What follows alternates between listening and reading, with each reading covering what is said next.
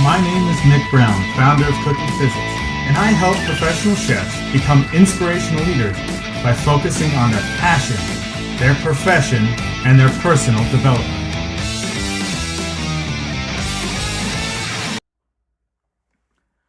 Welcome to day 2. We are going to be talking about the next rule that I have for cooking in life. Now, this is one of the first rules that any chef learns when they're beginning. Taste everything. Tasting everything. What it is about is that as you're working in the culinary industry, you need to know your product. You need to know what's going on.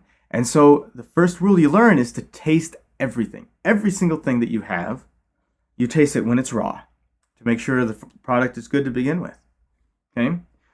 You taste it when you're in the middle of cooking to make sure that the seasonings are going correctly. And then you taste the finished product so that you know that what is going out is going to be amazing for the guest. What happens is while you're tasting things, you're spending your time to write down what your observations. You write down the flavors of something if it's the first time that you're ever tasting it. And you write down and you keep track of what things are going on. If you're in the process of creating a new dish and you're not exactly sure that you know the end product that you want to have, more or less, and you know the main ingredients, but you're not sure how to get it to where you want it to get, then you start testing things. And you taste it before. You go through and you do all of the aspects to try and help you grow and develop, and to help grow and develop that recipe. And then finally, you end up with a finished product. And it's only because of your diligence in paying attention to what's going on and writing down what worked and what didn't is how you end up getting that amazing dish at the end. So, how do you go about doing this? What is it that we can take this idea of tasting everything and put it into our regular lives? So, what I have come up with when I'm talking about this is that tasting everything is all about being present, making sure that you are where you want to be each and every single day. Looking around you, seeing everything that's going on around you, and enjoying what is going on. Like right now, it's the fall, and I could just go to work and come back. I live up in the mountains, and I go to work in the mountains, and so as I'm going around, going to and from work, I'm going through and seeing all of these beautiful trees, and the leaves are changing colors, and they're really starting to pop. And one color is going to pop, red's going to pop first, and then it's yellows, and then the oranges, and then everything's going to kind of start fading a little bit.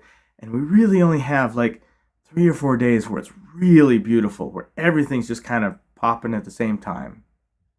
Now, I can just go to work and come back, just focus on the road, or I can sit there and be present and taste my life. Really get that flavor of what's going on, the presentation of the world that surrounds me. Being present when you're conversation with other people. One of the things that I think about when I think taste everything is like, get to know the other person. Get to know their hopes, their dreams. Get to know their goals. Find out how you can help them out in those. Also, look to challenge myself. What kind of things that I do that help create a vibrancy and an aliveness in my life as I seek to improve myself, as I challenge myself? Because have you ever just gone like an entire week and not really realized that the week was gone? I mean, you went ahead and did all the regular stuff, and you think back and you're like, yeah, I went to work. I mean, I did the stuff that I normally do, but it doesn't really mean anything to you. See, if you want to have that feeling of aliveness, a feeling of joy, of having that that flavor in your life, then you need to challenge yourself and give yourself something to look forward to, something that you're working for. And so, yesterday we talked about the rule of three and creating those goals. Now is the opportunity that you have to really work towards those goals and really focus and taste what's going on. The other thing you want to do is you want to begin to start keeping a journal. There are many, many ways of keeping your thoughts. You can either write them down in a book, which is the traditional method. Another way is that you can type them on a computer or record them into a video file. Or there's plenty of apps for your phone or for the computer that you can use to capture those thoughts and maintain them digitally. What I found that works best for me is a combination of recording as well as the digital. See, I'm a chef, and I love to be on my feet. I mean, I wouldn't work in this industry if I didn't. I love the movement. I love moving while I'm working, and the same thing happens when I'm thinking. See, I always think best when I'm out for a walk.